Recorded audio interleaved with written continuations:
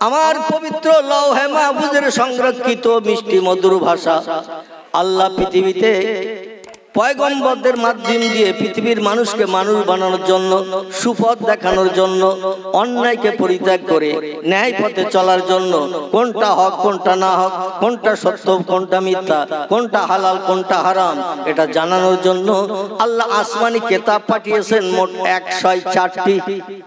কটি? 104টি কিতাব আল্লাহ পৃথিবীতে পাঠিয়েছেন। এই 104টির ভিতরে 100টা হলো সহিফা চটি কিতাব, অল্প পৃষ্ঠার কিতাব পয়গম্বরদের কাছে পাঠানো হয়েছে। আর 4টি কিতাব হলো বড় বড়। কটা? 4টি কিতাব হলো বড়। একটির নাম তৌরাত, একটির নাম জবুর, একটির নাম ইনজিল, আর একটির নাম আল কোরআন, যেটা আমাদের জন্য আল্লাহ পাক পৃথিবীতে নাজিল করেছেন। এজন্য আমরা সৌভাগ্যবান না দুর্ভাগ্যবান? আমরা হলাম সৌভাগ্যবান। আহারে, কোরআনের একটা অক্ষর যদি কেউ পড়ে কটা নেকি হবে? 10টা। কোরআনের একটা অক্ষর যদি কেউ পড়তে না জানে, ও যদি বসে শোনে, ওর নেকি হবে কটা? ও তো হাফ হওয়ার দরকার, কারণ তো পড়তেছে না, আজ বসে শুনতেছে, ওর তো হাফ হওয়ার দরকার। কিন্তু আল্লাহ বলছেন না, আমার কোরআনের এমন মর্যাদা আমি পৃথিবীতে দান করেছি, যে লোকটি পড়বে যতটা সওয়াবের অধিকারী হবে, যে লোকটি কানে শুনবে সে লোকটাও ততটা সওয়াবের অধিকারী হবে। এই জন্য আরবি ভাষার মর্যাদা, হিব্রু ভাষায়, অন্য ভাষায় আল্লাহ পাক অন্য কিতাবগুলো পৃথিবীতে নাজিল করেছিলেন। ইনজিল হিব্রু ভাষায় বর্ণনা করা হয়েছে, অন্যান্য কিতাবগুলো সেই নবীদের আমলে সেই দেশের ভাষায় আল্লাহ পাক পাঠিয়ে দিয়েছেন। কিন্তু পয়গম্বর মুহাম্মদ রাসূলুল্লাহর মাতৃভাষা আরবি ছিল বলে আল্লাহ বললেন, আমি কোরআনকে আমার হাবিব আপনার মাতৃভাষায় আমি পৃথিবীতে পাঠিয়েছি, যাতে লাআল্লাকুম তাআকিলুন। আমার জিবরিল যখন ওহী নিয়ে আমার লাহে মাহফুজের সংরক্ষিত ভাষা নিয়ে যখন আপনার কাছে বর্ণনা করবে, মাতৃভাষায় কোনো কথা বললে বুঝতে কি কোনো অসুবিধা হয়? কথা বলে আমাদের দেশে বাংলা ভাষাভাষী বাঙালি আমরা, ঠিক কিনা? আচ্ছা, কোন ছেলে জীবন স্কুলে যায়নি? খুব ভালো করে বোঝেন। আমি কিন্তু ওয়াজ এখনো শুরু করতে পারিনি, একটু ট্রাক্টর দিচ্ছি। কি দিচ্ছি? ট্রাক্টর বোঝেন তো নাকি? যদি ঘাস বাগানে দানা ছড়ানো হয়, সারা হবে দানায়? হবে? দানা হবে না। আচ্ছা, ট্রাক্টর দিয়ে যদি জমি চষে নিয়ে ঘাসগুলো সব মেরে নিয়ে ভালো মাটি বার করে নিয়ে এবার দানা ছড়ানো হয়, কোনো দানা মিট যাবে? মিট যাবে না। এই জন্য একটু ট্রাক্টর দিচ্ছি প্রথমে, তারপরে ইনশাল্লাহ 2-4 কথা রেখে আমার পরবর্তী বক্তা হুজুর অপেক্ষা করছেন, ওনার হাতে তুলে দেব স্টেজ। উনি ওনার সুললিত কণ্ঠে আলোচনা রেখে শেষ দোয়া করবেন। সকলে শেষ পর্যন্ত থাকবেন তো নাকি? আচ্ছা, কে কে থাকবেন না একটু হাত তোলেন তো দেখি। শেষ দোয়া পর্যন্ত কে কে থাকবেন না? আলহামদুলিল্লাহ, তাহলে ঘুমাননি কেউ। যদি ঘুম ঢুল ভাব থাকতো 2-4 জনের হাত উঠে যেত। ঠিক বললাম না ভুল বললাম? বক্তা হাত তুলতে বললেই কিন্তু 2-4 জন তোলে। তবে হিজলের মানুষ আমি দেখছি আল্লাহর অফুরন্ত রহমত, খুব চালাক। মানে কথা শুনে তারপরে অনেকে হাত তোলা, অনেকে কথা বলার আগে হাত তুলে ফেলে, ঠিক কি না? তবে আজকের কেউ হাত তুললি নিয়ে, জন্য আমি খুব খুশি হলাম। আমার ভাইরা, পয়গম্বর মুহাম্মদ রাসূলুল্লাহ সাল্লাল্লাহু আলাইহি ওয়াসাল্লামের মাতৃভাষা আল্লাহ কোরআন এই জন্য পাঠালেন। আমাদের দেশের কোন একটা ছেলে মনে করেন স্কুলে যায়নি, কলেজে চৌকাট পার হয়নি, বিশ্ববিদ্যালয়ের দরজা পর্যন্ত দেখেনি, এক কথায় মূর্খ, লেখাপড়া কিছুই শেখেনি, লিখতেও জানে না, পড়তেও জানে না, কিন্তু তার মাতৃভাষা হলো বাংলা। বাংলা ভাষায় যদি কোনো গল্প তার কাছে করা হয়, ও ছেলেটা গল্প শুনে বুঝতে পারবে না? পারবে না? পারবে কি না? লেখাপড়া কিছুই জানে না, কলম ধরতে জানে না, বই আলগা করে দিলে বলে। অক্ষরগুলো আগে বড় বড় ছিল, না খেয়ে সব ছোট ছোট হয়ে গেছে। এই জন্য আমি কিছু দেখতেও পাচ্ছি না, পড়তেও পাচ্ছি না, বুঝতেও পাচ্ছি না। আমাদের দেশের বাঙালি ছেলে বা মেয়ে লেখাপড়া না শেখার কারণে কিছুই লেখাপড়া জানে না, কিন্তু বাংলা ভাষায় কোনো গল্প করলে, কোনো তথ্য দিলে তার বুঝতে যেমন অসুবিধা হবে না। আল্লাহ বলেন, হাবিব মক্কা নগরীতে কোনো স্কুলে আপনি যাননি, কলেজ বিশ্ববিদ্যালয় চৌকাট আপনি পার হননি, তাই বলে দেশের মানুষ আপনাকে মূর্খ বলবে? কিন্তু না না না, ইন্নামা বুইস্তু মুআল্লিমান। ওয়াহাবি শুধু মক্কার মানুষ নয়, বরং পৃথিবীতে 228টির মতো দেশ বর্তমানে বিদ্যমান। কটা বললাম? পৃথিবীতে বর্তমান 228টির মতো দেশ বিদ্যমান। Japan, German, England, Holland, Poland, Italy, Brazil, Thailand, Singapore, Burma, Rangoon, Hindustan, Pakistan, Afghanistan, Iraq, Iran, Kuwait, Jordan, Arab পারস্য, তুরস্ক, Libya, Nigeria, Indonesia, Malaysia, Sri Lanka, Burma, Tajikistan, Kazakhstan, Balochistan, Azerbaijan, Armenia, Saudi Arab, Arab আমিরশাহী, শাম, সিরিয়া, মরক্কো, বুলগেরিয়া, আছে না নাই? এইভাবে 228টি দেশ পৃথিবীতে আমার আল্লাহ পাক এই পৃথিবীতে এই 228টি দেশে মনুষ্য জাতিকে বসবাস করার সুযোগ দান করে দিয়েছেন। এই 228টি দেশের মানুষ বর্তমান পৃথিবীতে বসবাস করছে।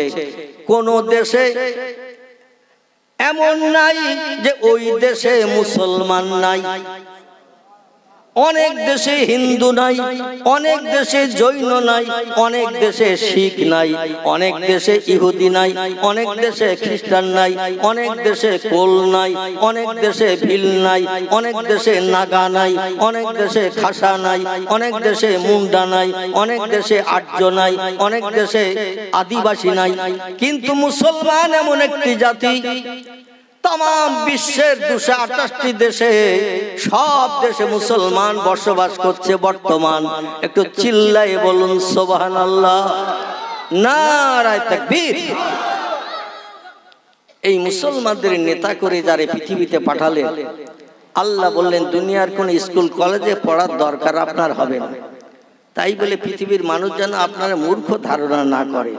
ইন্নামা বুইস্তু মুআল্লিমান, আমার আসমানি জ্ঞান দিয়ে আপনারা জ্ঞানান্বিত করে তাম পৃথিবীর সব দেশের মানুষের শিক্ষক করে আমি আল্লাহ পাক আপনাকে পৃথিবীতে প্রেরণ করেছি। জোরে বলুন একটু সুবহানাল্লাহ।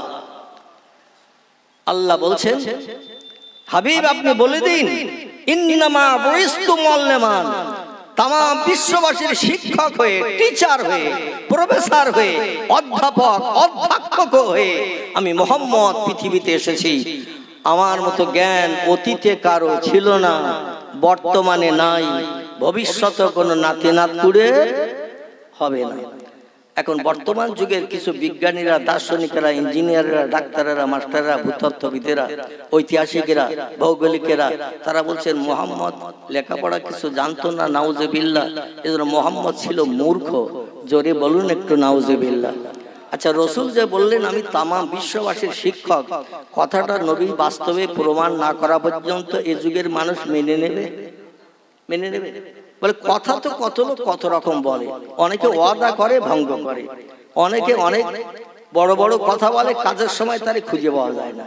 বিশেষ করে রাজনৈতিক নেতা যারা, একটুখানি না বললে নয়, রাজনৈতিক নেতা যারা ইলেকশনের আগে এইরকম স্টেজে দাঁড়িয়ে কত আশ্বাস জনগণের দেয় না, এটা করব, ওটা করব, এটা দেব, ওটা দেব, অমুক করব, তমুক করবো, তোমাদের একেবারে সোনার থালায় ভাত খাইয়ে দেব।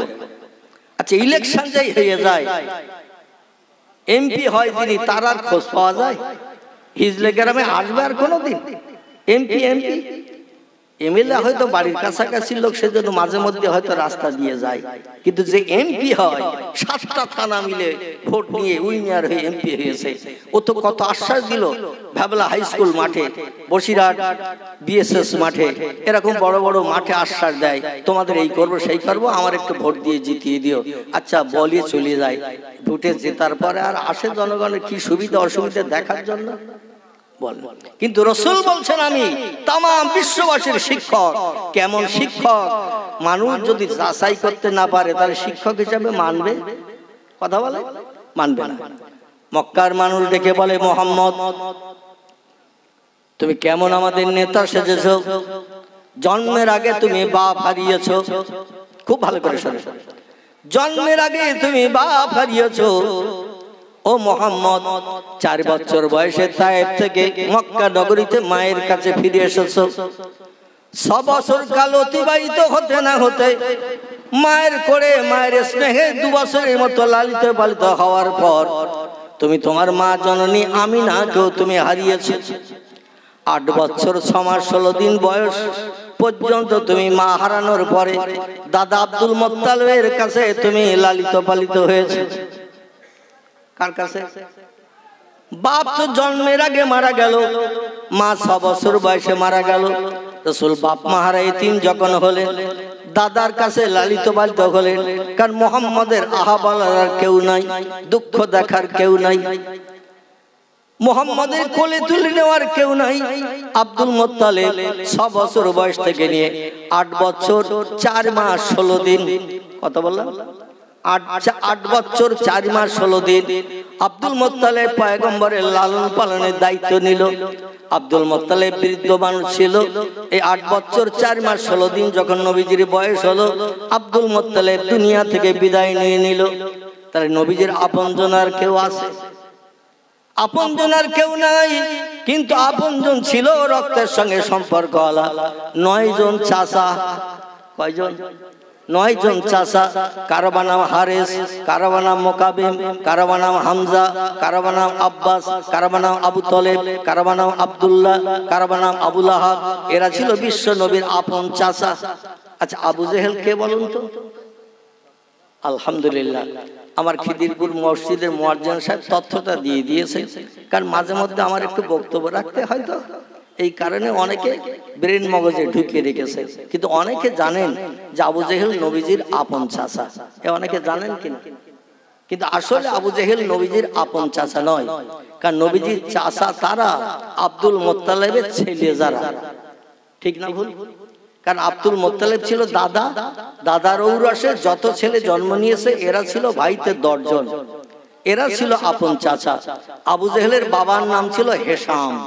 কি নাম বললাম? নবীজির দাদার নাম ছিল আব্দুল মুত্তালিব, তার আরো পূর্বের নাম ছিল সাইবাতুল হাম। কি নাম বললাম? সাইবাতুল হাম। এটা আব্দুল মুত্তালিবের বাল্যকালের প্রথম কুনিয়াতি নাম রাখা।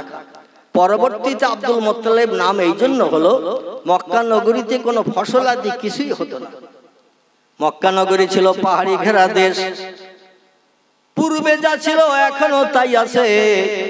কোন চাষবাসের জায়গা জমি সেখানে নাই, শুধু পাহাড় আর পাহাড়।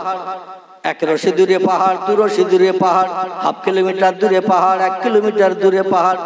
পাহাড়ের পাদদেশে অল্প একটি জায়গা খালের মতো বেয়ে চলে গেছে। চাষবাস কিছু হতো না, ফসলাদি হতো না। ও দেশের মানুষেরা অধিকাংশ সব ব্যবসা করতে সিরিয়ায় যেত, ব্যবসা করতে তারা ইয়ামানে যেত। বিভিন্ন দেশে যে বাজার থেকে পাইকারি মাল কিনে, যেমন আমাদের বসিরহাট ইসামতি নদীর ধারে ভোরবেলা ওখানে পাইকারি মালের বাজার হয় না, ডকঘাট। পাইকারি বাজার থেকে মাল কিনে নিয়ে খুচরো বাজারে মাল বিক্রি করলে যে দামে কেনে তার থেকে একটু বেশি দামে বিক্রি করে না। বেশি দামে বিক্রি করলেই যা মুনাফা হয় তাতেই সংসারটা নির্বাহ হয়, ভালো চলে। তাই পাইকারি বাজার থেকে মাল কিনে নিয়ে খুচরো বাজারে বিক্রি করে 1 মাস, 1.5 মাস, 2 মাস থাকতো বিদেশে থেকে, পয়সা করে উপার্জন করে নিয়ে আবার তারা বাড়ি ফিরতো, বিবি বাচ্চা নিয়ে সংসার যাপন করতো। আবার যারা ব্যবসা করতে জানতো না, নবীজির পিতৃপুরুষেরা ছিল সব ব্যবসায়ী। এই জন্য আরবি ভাষা এদের বলা হয়েছে কোরাইশ। কি নাম? বিশ্ব নবী কোন গোত্রে জন্মগ্রহণ করেছেন? ইনি জন্মগ্রহণ করেছেন কোরাইশ গোত্রে। কোরাইশ শব্দটা হলো আরবি ভাষা, এর বাংলা অর্থ হলো ব্যবসায়ী। ইংরেজিতে বলা হয় বিজনেসম্যান। অধিকাংশ বিশ্ব নবীর আপনজনেরা এরা ব্যবসা করতে বিদেশে যেত। আবার যারা ব্যবসা করতে জানতো না, তারা উট ভাড়া বকরি দুম্বাগুলো মাঠে চড়িয়ে চড়িয়ে, বড় বড় ধনী ব্যক্তিদের উট ভাড়া দুম্বাগুলো চড়িয়ে চড়িয়ে তাদের সন্ধ্যার আগে তাদের ঘরে এনে পৌঁছে দিত। সকালবেলা আবার উট ভাড়া দুম্বাগুলোর গলার দড়ি খুলে দিয়ে দল বেঁধে হাতে ছড়ি নিয়ে ডান্ডা নিয়ে মাঠে ময়দানে খাওয়াতে নিয়ে যেত। আমার ভাইরা, আব্দুল মুত্তালিব গরিব মানুষ ছিলেন পূর্বে, উনি বড় অবস্থা সম্পন্ন ব্যক্তি ছিলেন না। সংসার নির্বাহের জন্য মুত্তালিব বলে একটা লোক ছিল মক্কা নগরীতে, ধনী লোক। কি লোক? মুত্তালিব নামের একটা ধনী লোক ছিল মক্কা নগরীতে। তার উট ভাড়া দুম্বাগুলো চড়ানোর জন্য, যেমন আমাদের দেশে দক্ষিণ 24 পরগনার দিকে অনেকে রাখালগিরি করে না, বাড়িতে 10টা 20টা দেখবেন ভেড়া থাকে, ছাগল থাকে, মহিষ থাকে, আছে না তো কিছু দিকে? এইগুলো নিয়ে মাঠে রাখালরা চড়াতে নিয়ে যায়, চড়িয়ে বাড়ি নিয়ে আসে। মক্কা নগরীর অধিকাংশ গরিবের সন্তানেরা ধনীদের উট ভেড়া দুম্বাগুলো নিয়ে চড়াতে নিয়ে যেত।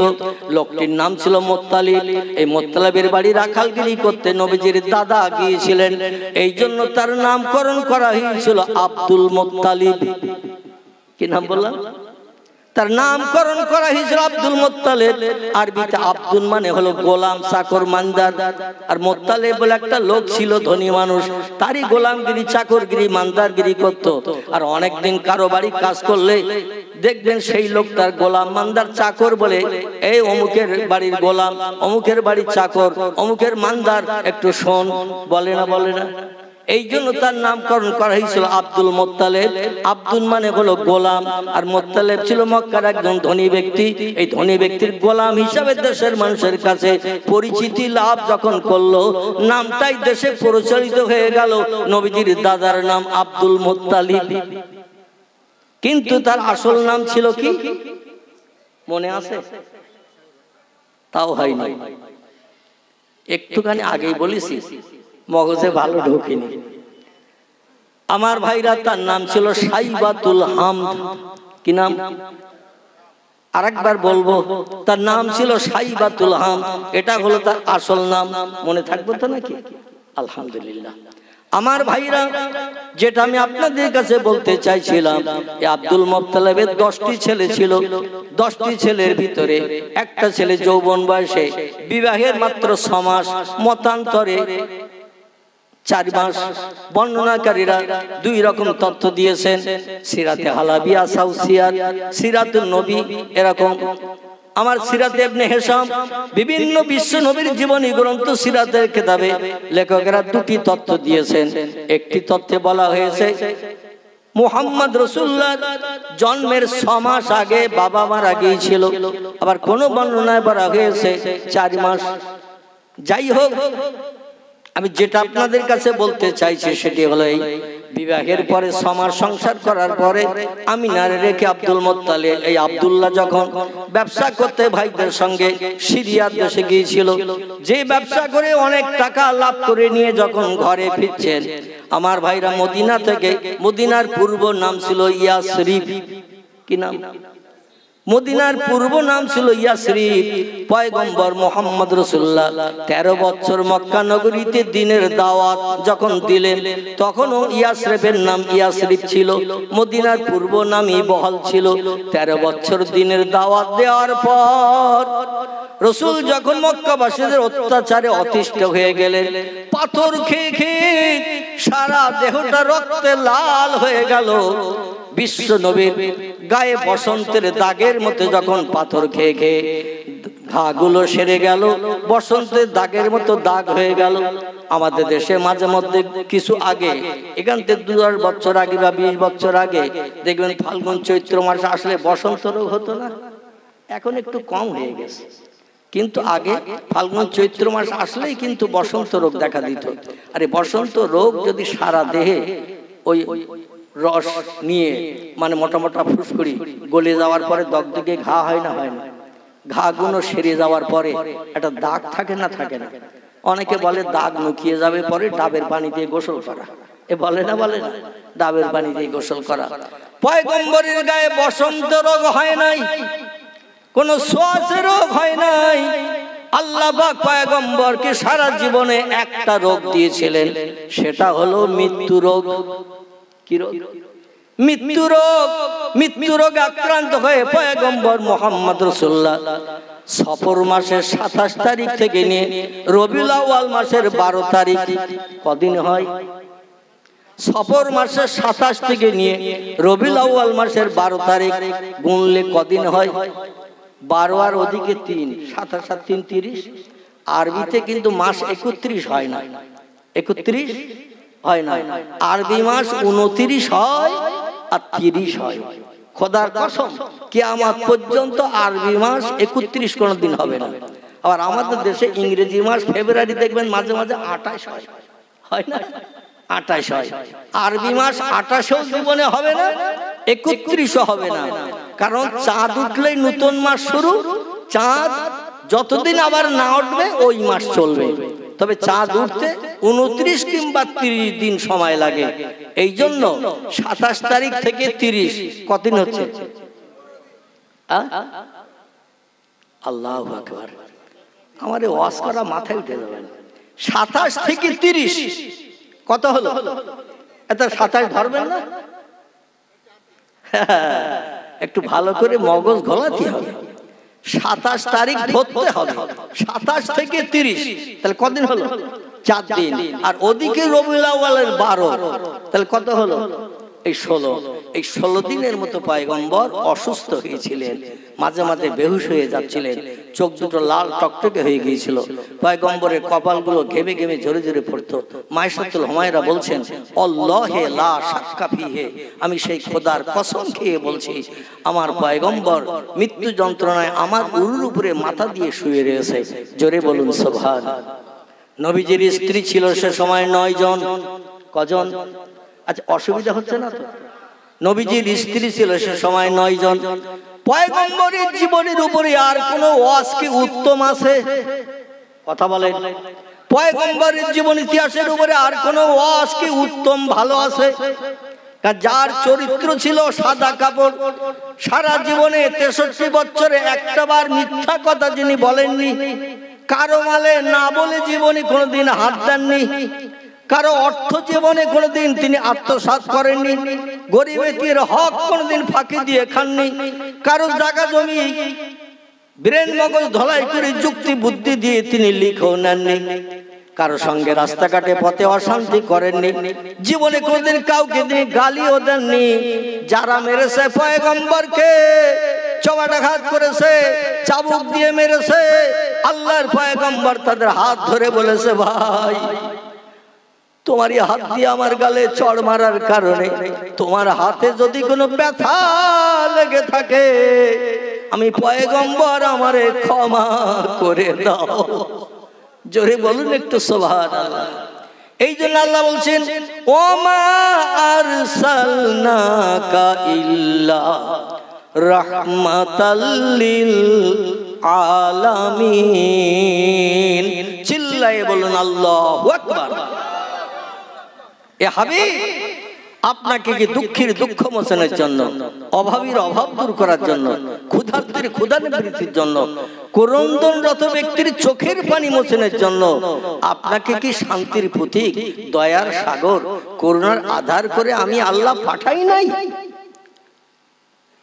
আল্লাহ বলছেন, নাম হা হা হা, দুঃখীর দুঃখ মোচন করবেন আপনি, অভাবীর অভাব দূর করবেন আপনি, ক্ষুধার্ত ব্যক্তিকে 7 দিন মতান্তরে 8 দিন না খেয়ে পেটে পাথর বেঁধে রেখে একদিনের ক্ষুধার্তকে ক্ষুধা নিবারণের জন্য খাবার খাওয়াবেন আপনি।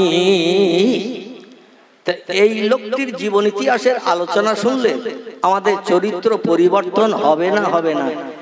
তাহলে এই লোকটির জীবন ইতিহাসের আলোচনা সব থেকে উত্তম না অনুত্তম? সব থেকে উত্তম। তাহলে একাগ্র চিত্রে পয়গম্বরের জীবন ইতিহাসের কিছু তথ্য এখানে না দিলে আমি বক্তৃতার মূল জায়গায় আপনাদের নিয়ে যেতে পারছি না। এজন্য একটু তথ্য দিই, একটু প্রাণ ভরে উচ্চারণে দরুদ শরীফ পড়ে নেন তো দেখি। আল্লাহুম্মা সাল্লি আলা মাওলানা ওয়া আলা আলি মাওলানা। ইউসুফকে দেখে জুলাইখা পাগল, ইউসুফকে দেখে জুলাইখা পাগল, রাসূলকে দেখে খাদিজা, সেই আশিকে মুসলিম পাগল, দরুদ পড়ো মুস্তাফা। আল্লাহুম্মা সাল্লি আলা মাওলানা ওয়ালা আলে সাইয়্যিদিনা। কাজ করিতে গেলেন নবী, কাজ করিতে গেলেন নবী, মা খাদিজার বাসায়। রাসূল প্রেমে মুগ্ধা হলেন, পরকালের আশায়। আল্লাহুম্মা সাল্লি আলা মাওলানা ওয়ালা আলে মাওলানা। যেখানে তাস খেলা হয়, চারজন মিলে চার কোনায় বসে তাস খেলা করে, ওরা কবার দরুদ শরীফ পড়ে খেলা শুরু করে? একটু কথা বলতে হবে, একবার। আচ্ছা, যেখানে ক্যারাম বোর্ড খেলা হয়, ঘোড়ার মতো দাঁড়িয়ে দাঁড়িয়ে শুধু গুটিতে অ্যাকশন করে, করে না? করে না? দাঁড়িয়ে দাঁড়িয়ে ক্যারাম বোর্ড খেলতে হয় না বসে বসে? ঘোড়া যেমন দাঁড়িয়ে খায়, দাঁড়িয়ে ঘুমায়, দাঁড়িয়ে পেশাব, দাঁড়িয়ে পায়খানা, এটা হলো ঘোড়ার আজন্মকালের ট্রেনিং। ওরা ঘুমোয় তাও দাঁড়িয়ে দাঁড়িয়ে, ওরা পেশাব করে দাঁড়িয়ে, পায়খানা করে দাঁড়িয়ে, খায় দাঁড়িয়ে। এক ধরনের খেলা বেরিয়েছে, তার নাম ক্যারাম খেলা। খেলা ক্যারাম বোর্ড। ও দেখবেন ওই রকম ঘোড়ার মতো দাঁড়িয়ে দাঁড়িয়ে ঘন্টার পর ঘন্টা শুধু অ্যাকশন করতেছে, এধারে গুটি ওধারে, ওধারে গুটি এধারে। আচ্ছা, ওই ক্যারাম বোর্ড খেলার সময় বা মাস পজিশনে কেউ হেরিটেজে যাচ্ছে তো 3 বার দরুদ শরীফ পড়ি নাই না তো নাকি? আচ্ছা, ফুটবল খেলা হয়, যেখানে খেলোয়াড়রা খেলা করে 11 জন করে 22 জন, কিংবা 9 জন করে 18 জন, আর দর্শক চতুর্দিকে দাঁড়িয়ে থাকে। এরা খেলোয়াড় এবং দর্শক, ওরা কবার দরুদ শরীফ পড়ি? প্রথম বলে লাথি মারে সেন্টার ফরওয়ার্ডে, একবারও না।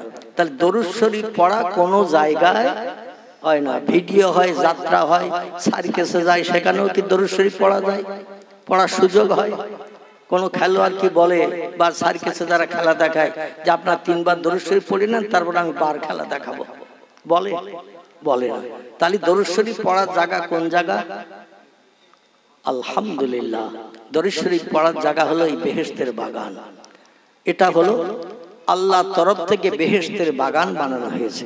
আর একটা জায়গায় দরুদ শরীফ পড়ার জায়গা, সেটা হলো মসজিদ। কি নাম? মসজিদ। নামাজ শুরু হতে দেরি, কিংবা নামাজ হয়ে গেছে, মুসল্লিরা চলে গেছে, অনেক আল্লাহওয়ালা মানুষ, কালকের বাঁচবো কিনা সিওরিটি নাই। এজন্য পয়গম্বর মুহাম্মদ রাসূলুল্লাহর মহব্বতে 2 বার, 10 বার, 20 বার, 50, 100 বার মসজিদে বসে বসে দরুদ শরীফ পড়ে না? পড়ে না? আমাদের ভারতবর্ষের একটি অঙ্গরাজ্য, নাম হলো তার পাঞ্জাব। কি নাম বললাম? পাঞ্জাব। পাঞ্জাব এই ভারতবর্ষের উত্তর সাইডে পাঞ্জাব বলে একটি রাজ্য আছে। এই রাজ্যের জনসংখ্যায় সব থেকে বেশি বাস করে যারা, তারা হলো শিখ ধর্মাবলম্বী। কি নাম বললাম? শিখ ধর্মাবলম্বী। এই শিখ ধর্মাবলম্বীদের পাঞ্জাবি বলা হয়। কি বলা হয়? পাঞ্জাবি বলা হয়। প্রত্যেকটি ধর্মাবলম্বীদের একজন করে ধর্মীয় নেতা আছে না নাই? কথা বলেন। হিন্দু ভাইদের একজন ধর্মীয় নেতা আছে, নাম তার রামকৃষ্ণ পরমহংসদেব। বৌদ্ধদের একজন ধর্মাবলম্বী আছে, নাম তার গৌতম বুদ্ধ। ইহুদিদের একজন ধর্ম নেতা আছে, ধর্মীয় নেতা, তার নাম মোজেস। খ্রিস্টানদের একজন ধর্মীয় নেতা আছে, তার নাম যিশু বা ঈসা। আছে না নাই? আমার ভাইরা, বৌদ্ধদের একজন ধর্মীয় নেতা আছে, নাম তার গৌতম বুদ্ধ। পাঞ্জাবিদের একজন ধর্মীয় নেতা আছে, তার নাম হলো গুরু নানক। কি নাম বললাম? গুরু নানক। তিনি একটি তথ্য দিয়েছেন ইতিহাসে।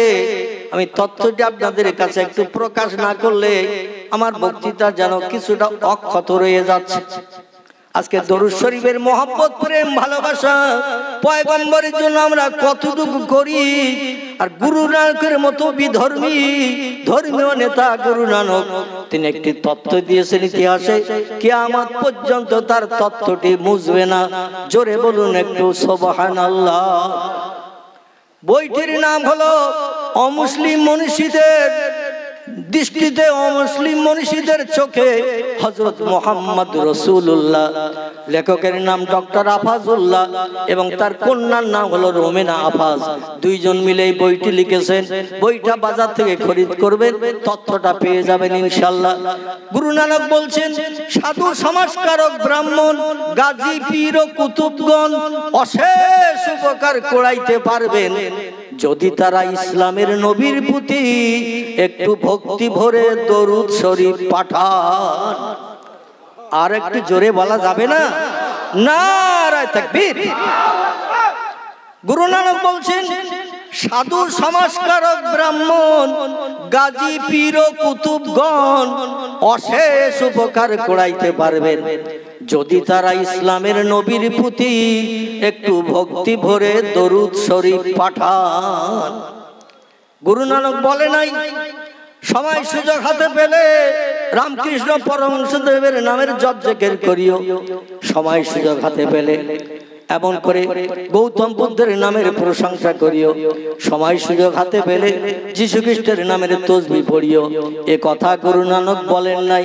তিনি বলছেন, সময় সুযোগ যদি একটু হাতে পাও, রাজনীতির গল্প নয়, অন্য কোনো বই পুস্তকের গল্প নয়, সংসার যাপনের গল্প নয়, সময় যদি একটু হাতে পাও ইসলামের নবী মুহাম্মদ রাসূলুল্লাহর মহব্বতে একটু বেশি বেশি করে দরুদ শরীফ পড়ে নাও।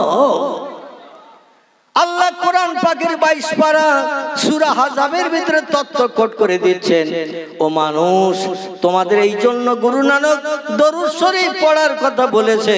আমার কোরআন ফলো করে, আমার কোরআনের তত্ত্ব জেনে আল্লাহ বলছেন, ইন্নাল্লাহ, নিশ্চয় আমি আল্লাহ পাক, ও মালায়েকাতাহু, আমি আল্লাহ শুধু একা নই, আমার ফেরেশতা মণ্ডলীরা যারা খায় না, ঘুমায় না, পেশাব করে না, পায়খানা করে না, বিবি বাচ্চা নিয়ে কোনো আনন্দ ফুর্তি করে না, ব্যবসা করে না, চাষবাস করে না, 24 ঘন্টা যারা আমার নামের জপ জিকির করে, তারাও আমার দরুদ শরীফ পড়া দেখে ইউসাল্লুনা আলান নবী, আমার আখির জামানার পয়গম্বর মুহাম্মদ রাসূলুল্লাহর মহব্বত, প্রেম, ভালোবাসা রক্ষার্থে যারে না বানালে তাম পৃথিবীর কিছুই বানাতাম না। লাউলামা খলাকতুল আফলাক, আমি কোনো কিছুই বানাতাম না, জান্নাত বানাতাম না, জাহান্নাম বানাতাম না, ফেরেশতা বানাতাম না, জান্নাতের হুর গেলেমান কিছুই বানাতাম না, কোন সৃষ্টি আমি বানাতাম না আমার পয়গম্বরকে যদি সৃষ্টির পূর্বে না বানাতাম। জোরে বলুন একটু সুবহানাল্লাহ। সেই মুহাম্মদ রাসূলুল্লাহর সর্বপ্রথম সৃষ্টির পূর্বে বানানোর কারণে আমি তার এত ভালোবাসি, এত মহব্বত করি, এত ভক্তি আমি তারে করি। ইউসাল্লুনা আলান নবী, আমি আল্লাহ পাক সেই নবীর মহব্বতে দৈনন্দিন দরুদ শরীফ পাঠ করি। আচ্ছা, আল্লাহর কি নবীজির শাফাত নিয়ে জান্নাতে যাওয়ার দরকার আছে? আমাদের নবীজির শাফাত ছাড়া জান্নাতে যাওয়ার লাইন আছে? বিশ্ব নবী যদি আমাদের মতো গুনাহগার উম্মতের একটু চিন্তা না করে, আমরা কেউ নিজের আমলের দ্বারা জান্নাতে যেতে পারবো? একটা লোককে হাত তুলে দেখাতে পারবেন, হুজুর নামাজ কালাম রোজা জিকির আজকার দান সাদকা খয়রাত এত আমি করেছি, যার কারণে ইনশাআল্লাহ আমি জান্নাতে যাব? একটা লোক বলতে পারবে? যদি বলতে পারে তো আমি আমার বাকি জিন্দেগি আল্লাহ যে কদিন হায়াতে রেখেছে ওই কদিন আমি আর জলসা টলসায় না যেয়ে, ওই কদিন ঘর বাড়িতে না থেকে যে লোকটা হাত তুলে দেখাবে তার পা দুটো জড়িয়ে আমার মরণের দিন পর্যন্ত আমি চুপ করে বসে থাকবো। তুমি যখন জান্নাতে যাবা ভাই, হাত তুলে সার্টিফিকেট দেছো, তা আমার যেন ফেলে যেও না, আমার একটু সঙ্গে করে নিয়ে যেও, পা জড়িয়ে থাকবো। আছে কেউ হাত তুলে দেখানোর মতো যে আমার আমল কালামের দ্বারা, আমার সৎ কাজ ভালো কাজের দ্বারা ইনশাআল্লাহ আমি জান্নাতে যাব? বলতে পারবো কেউ? আল্লাহ যদি বলে বান্দা ভালো কাজ যা করেছিস, লোক দেখানো করেছিস, লোক তোরে ভালো বলবে, আল্লাহওয়ালা বলবে, লোক তোর নামে সুনাম করবে, এই জন্য তো তুই ভালো কাজ করেছিস, আসলে আমাদের খুশি করার জন্য করিসনি। এটা ঠিক না ভুল? অধিকাংশ মানুষ দেখবেন পৃথিবীতে মাথায় টুপি দেয়, মুখে দাড়ি রাখে, লম্বা জামা গায়ে দেয়, রাস্তাঘাটে চলে, মানুষ দিকে বলে লোকটা খুব আল্লাহওয়ালা, মিথ্যে কথা বলে না, চুরি করে না, কারো মালে না বলে হাত দেয় না, ফেরেবাজি করে না, গালিগালাজ করে না। ও যখন রাস্তা দিয়ে যায় আশেপাশের লোক দেখলে তার নামে সুনাম করলে ওর কলিজাটা অন্তত 33,000 ভোল্টেজের মতো গরম হয় না? হয় না? হয়, গরম হয়। আমার ভাইর এই জন্য আল্লাহ পাক যদি আমাদের আমলগুলো কবুল না করেন অবশ্যই আমরা চির জাহান্নামী হয়ে যাব। এতে কোনো সন্দেহ আছে নাকি? এতে কোনো সন্দেহ নাই। আল্লাহ বলছেন ইন্নাল্লাহ, নিশ্চয় আমি আল্লাহ পাক, মালাইকাতাহু, এবং আমার ফেরেশতা মণ্ডলীরা, আমি শুধু একা নই, আমার সঙ্গে আমার ফেরেশতারা, ইউসাল্লুনা আলান নবী, আমার আখিরি জামানার পয়গম্বর মুহাম্মদ রাসূলুল্লাহর মহব্বত, প্রেম, ভালোবাসা রক্ষার্থে তার আচার ব্যবহার আখলাক দেখে ফেরেশতারাও পর্যন্ত মুহাম্মদ রাসূলুল্লাহর মহব্বতে দৈনন্দিন দরুদ শরীফ পড়ে থাকে। ইয়া আইয়ুহাল্লাযীনা আমানু, আল্লাহ ওই সেন্টেন্সের শেষ অংকে বলছেন, ও দুনিয়ার ইমানদার মুমিন মুমিনা নরনারী, আমারে না দেখে যারা বিশ্বাস করেছো, আমার পয়গম্বরের জীবন আদর্শ তোমরা যারা ভালোবেসে বাস্তব জীবনে রূপদান করে চলার চিন্তা ভাবনা নিয়েছো, আমি তাদের ডেকে বলছি সাল্লু আলাইহি, আমি এবং আমার ফেরেশতারা যে নবীর মহব্বতে দৈনন্দিন দরুদ শরীফ পাঠ করি, সাল্লু আলাইহি, তোমরাও সেই নবীর মহব্বতে দৈনন্দিন দরুদ শরীফ পাঠ করো। জোরে বলুন একটু সুবহান। আচ্ছা, আল্লাহ বলছেন আমি পাঠ করি, আমার ফেরেশতারা করে। ইমানদার মুমিন তোমরা যদি জান্নাতি হতে চাও, জাহান্নাম হারাম বানাতে চাও, তাহলে সেই নবীর মহব্বতে তোমরাও দরুদ শরীফ পড়ো এবং সাল্লিমু তাসলিমা, যেমন আমি আমার ফেরেশতারা পাঠ করি। জোরে বলুন একটু সুবহান। আচ্ছা, আল্লাহ নির্দেশ দিলেন আমাদের নবীর মহব্বতে দরুদ শরীফ পড়তে। দরুদ শরীফ পড়লে লাভ না লস? সবাই একমত, দ্বিমত কেউ নেই। যে সে লোকটা মারা গেছে 1450 বছর আগে, কবরে কবরস্থ হয়েছে, মাটির সঙ্গে মিশে গেছে, পোকামাকড় খেয়ে গেছে, হাড় হাড্ডি পচে গেছে, নাউজুবিল্লাহ। জোরে বলুন নাউজুবিল্লাহ। বর্তমান যুগে কিছু দলমতপথের মানুষের আবির্ভাব হয়েছে না? কিছু দলমতপথের আবির্ভাব পূর্বে ছিল না, কিছুদিন ধরে কিছু দলমতপথের আবির্ভাব হয়েছে। আহলে হাদিস বলে একটা দল আছে, আমার ভাইরা, লামজাবি আহলে হাদিস একটা দল আছে, এমন করে কাদিয়ানি বলে একটা দল আছে, মাঝ ভান্ডারি বলে একটা দল আছে, বিভিন্ন দল আছে। বাংলাদেশে মুসলমানদের ভিতরে দল আছে প্রায় 85টির মতো। কটা বললাম? 85টার মতো ইসলামী দল আছে বাংলাদেশে, মানে গায়ে গায়ে দল। আমাদের দেশে তবু একটু কম। আমাদের দেশে বেরেলি আছে, সুন্নি আছে, আহলে হাদিস আছে, তবলিগি আছে, আছে না? আছে। তো যেটা আমি বলতে চাচ্ছিলাম, কিছু দলমতপথের মানুষ বলে মুহাম্মদ হলো কাদামাটির তৈরি, আমরাও হলো কাদামাটির তৈরি। অতএব কাদামাটির মানুষ মারা গেলে, মাটির তৈরি মানুষ মারা গেলে মাটির সঙ্গে মিশে যায়। মুহাম্মদও কাদামাটির তৈরি, মরে গেছে, মাটির সঙ্গে মিশে গেছে। একটু জোরে বলা যাবে না? সুবহানাল্লাহ বলবে? সব জায়গায় সুবহানাল্লাহ চলবে না, স্টপেজ দিতে হবে। আমার ভাইরা, সুখবর শুনলে সুবহানাল্লাহ, দুঃখের খবর শুনলে ইন্না লিল্লাহ, ঠিক না ভুল? দুঃখের খবর শুনলে ইন্না লিল্লাহ, বিপদ আমাদের খবর শুনলে কিন্তু বলতে হবে আপনাকে আল্লাহর নামের উপরে প্রশংসা করে নিতে হবে। এখানে বলতে হবে নাউজুবিল্লাহ। কি নাম? নাউজুবিল্লাহ। পয়গম্বর মুহাম্মদ রাসূলুল্লাহ মরে যাওয়ার পরে 1450 বছর আগে রবিউল আউয়াল মাসের 12 তারিখ হিজরির 10 সালে তিনি দুনিয়া থেকে ইন্তেকাল করলেন। আজ পর্যন্ত দেখতে দেখতে 1450 বছর হয়ে গেছে। মুহাম্মদ রাসূলুল্লাহ কবরে ভালো আছে না পচে গলে গেছে? আল্লাহর নবী বলছেন ইন্নাল্লাহা হাররামা আন তাকুলা আলাল আরদে আসজাদাল আমবিয়ায়ে ফানাবিয়াল্লাহি হাইয়ুন ইয়ারযাকু। একটু গলা ছেড়ে উচ্চ রবে বলুন আল্লাহু আকবার। আরো জোরে বলুন আল্লাহু আকবার। নবীর কথা সত্য না মিথ্যা? নবীর কথা যদি সত্য হয় তাহলে কোরআনের কথা তো সব মিথ্যা, ওটাও সত্য। আল্লাহু আকবার। কোরআনের কথা সত্য, নবীর জবানিও সত্য। বিশ্ব নবীর জবানি লেখকেরা কিতাবের ভিতরে লিপিবদ্ধ করেছেন কম বেশি 3.5 লক্ষের মতো। কতটা বললাম? 3.5 লক্ষের মতো নবীজির জবানি লেখকেরা কিতাবে লিপিবদ্ধ করে দিয়েছেন। আগের যুগের মানুষ শুনতো আর মেমোরিতে জমা করত, মুখস্থ করত। পরবর্তীতে মানুষের মেমোরি ল্যাপস হয়ে যাওয়ার ভয়ে, মানুষের ব্রেন বুদ্ধি হ্রাস হয়ে যাওয়ার ভয়ে কিতাবে লিপিবদ্ধ করে দিয়েছেন।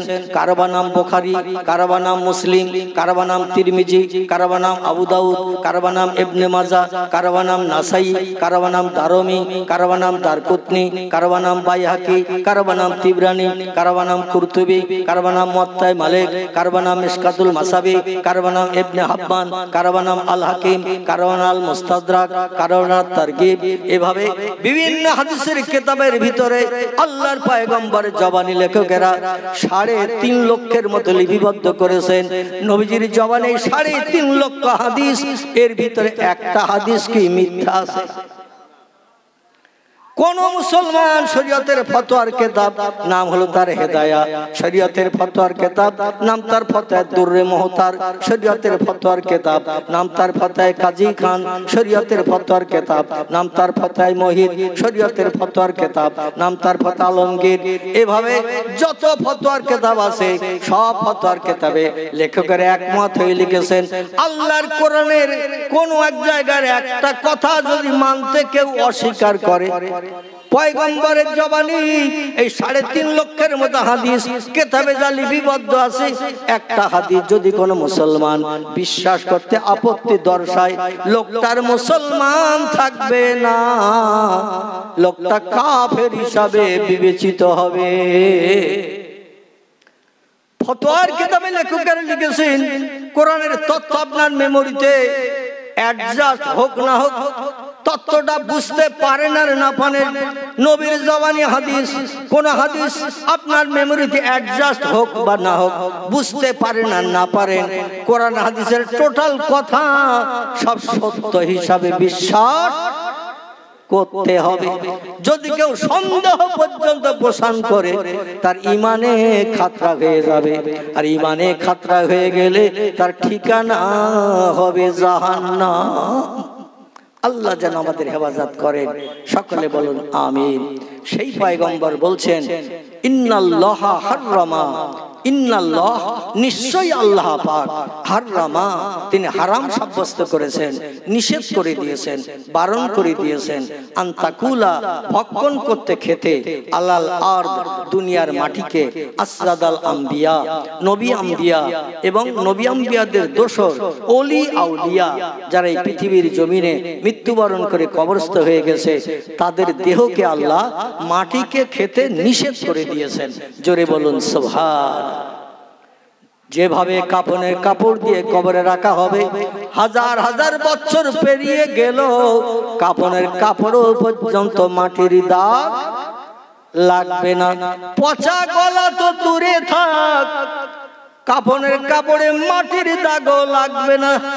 এখন যদি বলেন হুজুর বর্ষাকালে বর্ষা হলে রাস্তাঘাট ভেসে যায়, পুকুর টুকুর ভেসে যায়, কবরের স্থানের গর্তগুলো পানিতে ভরে যায়, আর কবরের গর্তগুলো পানিতে ভরে গেলে ও কবরের মাটিগুলো সব কাদা হয় না, হয় না? আর সেই কবরে লাশ রাখা হলো, লাশের কাফনের কাপড়ে পচা কাদা লাগবে না, মাটির দাগ লাগবে না। কগে লাশ খেয়ে এসেছেন বলুন? এ বলবে না, বলবে না? বর্তমান বিজ্ঞানের যুগের কিছু উচ্চ শিক্ষিত Rousseau, Plato, Hegel, Montesquieu, Kant, ভয়েল, জার্নাল, মিলি, Thomas Carlyle, William Moore, Edward Gibbon, Goethe, Isaac Newton, Galileo, এই সমস্ত বিজ্ঞানী থিওরি মেনে যারা মগজ পরিষ্কার করেছে, ওরা বলবে মৌলবী অন্তত 10 গ্লাস খেয়ে এসেছে। কারণ সারা দিকে ভেসে গেছে, রাস্তাঘাট ভেসে গেছে, পুকুর টুকুর ভেসে গেছে, দুনিয়ার মাটি সব একদম নরম হয়ে গিয়ে সব কাদা হয়ে গেছে। আর সেই কবরের ভিতরে গর্তের ভিতরে সলিমউদ্দিন চাচা রয়েছে, আর চাচার কাপড়ের কাপড়েও মাটির দাগ লাগেনি। হুজুর নিশ্চয়ই 10 গ্লাসের কম খায়নি। আমি আপনাদের কাছে জিজ্ঞাসাবাদ করি, একটু জিজ্ঞাসাবাদ করি, বর্ষার পানি হলো পয়গম্বরদের কবরে, ওলিদের কবরে বর্ষার পানি ঢোকে না। জোরে বলুন একটু সুবহানাল্লাহ। বর্ষার পানি হলো তাদের কাফনের কাপড়ে, তাদের দেহে পানিও পর্যন্ত লাগে না। যদি বলেন হোয়াট ইজ দ্য ডকুমেন্ট, বাস্তব প্রমাণ দেখান, আমি আপনাদের কাছে গোটা 2-3 বাস্তব প্রমাণ দিয়ে সেই বক্তৃতার দিকে নিয়ে যাব। মনে আছে তো নবীজির কথা বলছিলাম? আলহামদুলিল্লাহ। আমার ভাইরা, আমাদের দেশে এক ধরনের গাছ আছে, দেখবেন কচু গাছ। কি গাছ? কচু গাছ। আচ্ছা, বর্ষার পানি যদি 13 ঘন্টা একটানা হয়, বাঁশ গাছের পাতা ভিজে যায়, নারকেল গাছের পাতা ভিজে যায়, কাঁঠাল গাছের পাতা ভিজে যায়, আম গাছের পাতা ভিজে যায় না? যায় না? আচ্ছা, কচু গাছের পাতার উপরে যদি 13 ঘন্টা বর্ষার পানি হয়, আপনি পানি মাথায়ও চলে যাবেন, কিংবা পানি ধরে গেলে চলে যাবেন। কচুর পাতায় ক ফোঁটা পানি লেগে থাকে বলেন? কচুর পাতায় আল্লাহ এমন তেলা মার্কা পাতা বানিয়ে দিয়েছে, পানি ওর গায়ে কোনোদিন ঝেঁকে না। ঠিক না ভুল? আল্লাহর প্রেমিক বান্দা বান্দি যারা হবে, উলাইকা আনআমাল্লাহু মিনান নাবিয়্যিন ওয়াস-সিদ্দীকিন ওয়াশ-শুহাদায়ে ওয়াস-সালিহিন ওয়া হাসুনা উলাইকা রাফিকা। চিল্লায়ে বলুন আল্লাহু আকবার। অসুবিধা হচ্ছে না তো? অসুবিধা হলে বলবেন, হুজুরকে ডেকে নিয়ে আসবেন। কমিটিকে বলবেন যে হুজুরকে ডেকে নিয়ে এসো, আর ভালো লাগতেছে না, কারণ আমি আপনাদের এই গভীর রাত্রে বসিয়ে রাখতে চাই না। আমার ভাইরা, আল্লাহ বলেন 4টি দলের মানুষ পৃথিবীতে তারা আমার আপন হয়েছে। কটি দল? 4টি দলের মানুষ পৃথিবীতে আল্লাহর আপন হয়েছে। আচ্ছা, দল কটার নাম বলবো না থাকবে? সবাই বলছেন, বলেন। 2-1 তো বললেন না, আবার সামনের বছর দাওয়াত করবো, ওইটা বলে দেবেন। তাহলে বুঝতাম যে অন্তত আমার একটু ফ্যাসিলিটি দিলেন। মানে এবছর যখন অধমের পেয়েছেন, একবার সব শুনে নেবেন, বাদ রাখবেন না। আল্লাহু আকবার। উদ্দেশ্যটা ভালো, চিন্তাটা ভালো। আল্লাহ বলছেন 4টি দলের মানুষ এই পৃথিবীতে আমার আপন হয়েছে। আল্লাহ নবী বলছেন, মান কানা লিল্লাহি কানাল্লাহু লাহু। যে লোকটি আল্লাহর আপন হয়ে যায়, আল্লাহ তার আপন হয়ে যায়। জোরে একটু, আরো জোরে বলুন। আল্লাহর নবী বলছেন, যে লোকটি আল্লাহর আপন হয়ে যায়, আল্লাহ তার আপন হয়ে যায়। আর আল্লাহ যখন কোনো বান্দা বান্দির আপন হয়ে যায়, তার লাভ কি? আমি একটু কোরআন থেকে দলিল দেব, শুনতে রাজি আছেন? আল্লাহর আপন কারা হয়? 4টি দল বলেছি, ওটা পরে বলছি, মনে রাখবেন। কোনো তথ্য যদি মিস্টেক হয়ে যায় ধরে দেবেন, কারণ বক্তৃতা রাখতে রাখতে ডালপালা বেরিয়ে যায়, আর ডালপালা বেরিয়ে গেলে অনেক সময় অনেক তথ্য মিস্টেক হয়ে যায়, ঠিক না? এটা ধরে দেবেন। আমার ভাইরা, আল্লাহ পাক রব্বুল আলামিন কোরআন পাকের সূরা বাকারায় তথ্য কোট করলেন, আল্লাহর আপন হয়ে গেলে লাভ কি? আল্লাহ বলছেন, হুয়াল্লাযী খালাকালাকুম মা ফিল আরদি জামিআ। চিল্লায়ে বলুন একটু আল্লাহু আকবার। আরো জোরে বলুন আল্লাহু আকবার। আল্লাহ বলছেন, ও পৃথিবীর শ্রেষ্ঠ জাতি, কুনতুম খায়রা উম্মতি। যত সৃষ্টি পৃথিবীতে আমি বানিয়েছি, বাঘ আছে, ভল্লুক আছে, হাতি আছে, গন্ডার আছে, ইঁদুর আছে, কুকুর আছে, বিড়াল আছে, সাপ, বিচ্ছু, ব্যাঙ, মাছি, মশা, পিপিলিকা, কীট পতঙ্গ, জীব জন্তু পৃথিবীতে আছে না নাই? আল্লাহ বলেন, যত সৃষ্টি পৃথিবীতে আমি বানিয়েছি, লাকাদ খালাকনাল ইনসানা ফি আহসানি তাকবীম। চিল্লায়ে বলুন আল্লাহু আকবার। সূরা 3 ভিতরে আল্লাহ তথ্য কোট করেছেন, বর্তমান পৃথিবীতে সৃষ্টির সংখ্যা হাইব্রিড প্রোডাকশন বাড়তে বাড়তে বিজ্ঞানীরা তথ্য দিয়েছে 1.5 লক্ষ ছাড়িয়ে গেছে। কতটা বললাম? আল্লাহ পাঠিয়েছিলেন সৃষ্টি পৃথিবীর সৌন্দর্য শ্রীবৃদ্ধির জন্য 18,000। কতটা বললাম? 18,000 তফসিরের কিতাব এসেছে। আমি নানি দাদির গল্প বলছি না আপনাদের কাছে। তফসিরে রুহুল বায়ান, তফসিরে মজহুল কোরআন, তফসিরে বাইজাবি, তফসিরে কাশাফ, এমন করে বিভিন্ন তফসিরে কিতাবে লেখকের লিখেছেন। কেউ বলেছেন 18,000-এর কিছু বেশি, আবার কোন বর্ণনাকারী বলেছেন 18,000-এর কিছু কম, আবার অধিকাংশ বর্ণনাকারী বলেছেন 18,000। পৃথিবীর সৌন্দর্য শ্রীবৃদ্ধি করার জন্য আল্লাহ পাঠিয়েছিলেন 18,000 সৃষ্টি। বাঘ একটা সৃষ্টি, ভল্লুক একটা সৃষ্টি, হাতি একটা সৃষ্টি, গন্ডার একটা সৃষ্টি, ইঁদুর একটা সৃষ্টি, কুকুর একটা সৃষ্টি, বিড়াল একটা সৃষ্টি, মানুষ একটা সৃষ্টি, জিন একটা সৃষ্টি। এইভাবে আল্লাহ সৃষ্টি পাঠিয়েছিলেন 18,000। এর থেকে ওর থেকে হাইব্রিড প্রোডাকশন বর্তমানে বাড়তে বাড়তে এখন 1.5 লক্ষ সৃষ্টি ছাড়িয়ে গেছে। তাহলে বেশি হয়েছে না কম হয়েছে? যেমন এখান থেকে 20-30 বছর আগে আমরা তেলাপিয়া মাছ চোখে দেখেছিলাম, ওটা হাইব্রিড প্রোডাকশন। পোল্ট্রি মুরগি চোখে দেখেছিলাম 20-30 বছর আগে, কথা বলতে হবে, দেখিনি। সিলভার কাপ মাছ আমরা চোখে দেখেছিলাম 20-30 বছর আগে, গ্লাস কাপ দেখেছিলাম, দেখি নাই। বিজ্ঞানীরা এর থেকে ওর থেকে